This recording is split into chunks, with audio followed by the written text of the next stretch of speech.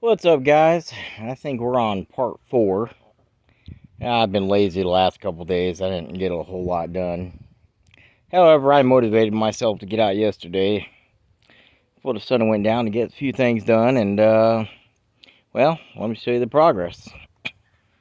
You know what? We'll just start right here. Because it's a trike, it's going to have a lot of twisting force up front. I decided to add some steel plates up there for the gusset, just for safety. And I had a problem with I welded this on to where this stop was not perfectly centered. Really, guys? Huh? Really? No. No. No. I don't have your bottle. No. Wait till I start filming. What's wrong with you guys? Anyway, where was I? Oh, yeah. So, the handlebar was stopping, it was turning left okay without smashing anything, but turning right, it was dinging the tank. So, I welded a little extra stop on there. That ought to give it that few millimeters it needs not to smack into anything else, I guess. I capped some holes off down here. I still need to cap these holes off here. That one has been capped off. That one and that one still need to be capped off.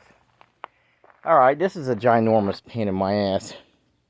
I couldn't figure out what I wanted to do. I went back and forth between a sissy bar and the rack, the box, and I just decided I want this thing just clean and simple.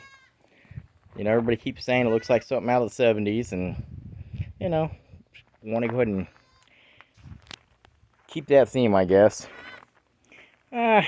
Basically got everything straightened up best I could.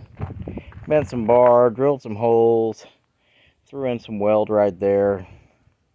Left some notches. Let me tell you something. If you guys are ever doing anything with wiring and you guys have to set up turn signals and tail lights and everything, trust me, you want to put a notch in that metal. These have notches underneath them too. So you could just pull it out and drop the wire through. And it makes things a lot simpler if you're trying to remove the whole harness or whatever it is you're trying to do. And then this is just sitting there. It's got a plate there. And that's not going to go into one-handed, so screw it.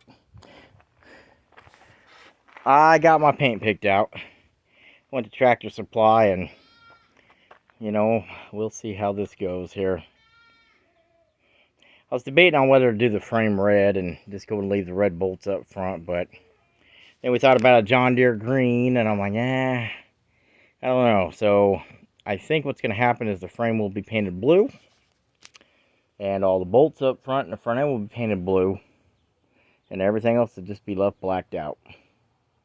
So it'll have some subtle, but still have some pop. Oh, still got to weld that side up right here. And the battery box.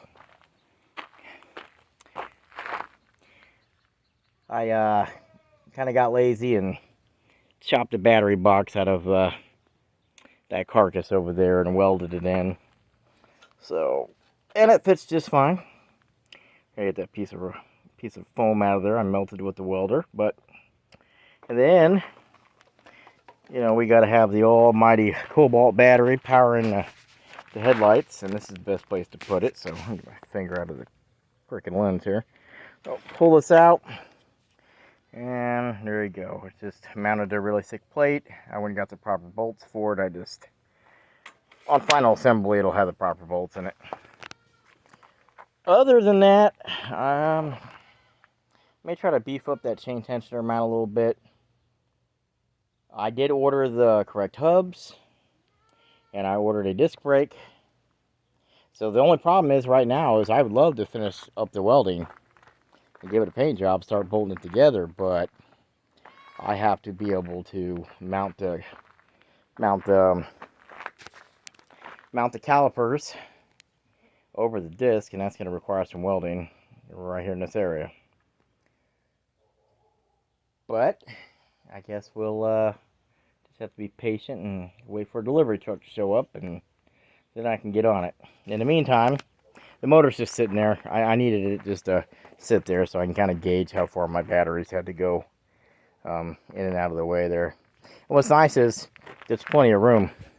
So I don't normally run with the 6 amp battery. I usually try to run with the 4 amp to run the lights. I can get a couple hours, 3 hours maybe out of it. And the 6 amp hours, I probably should get a little longer.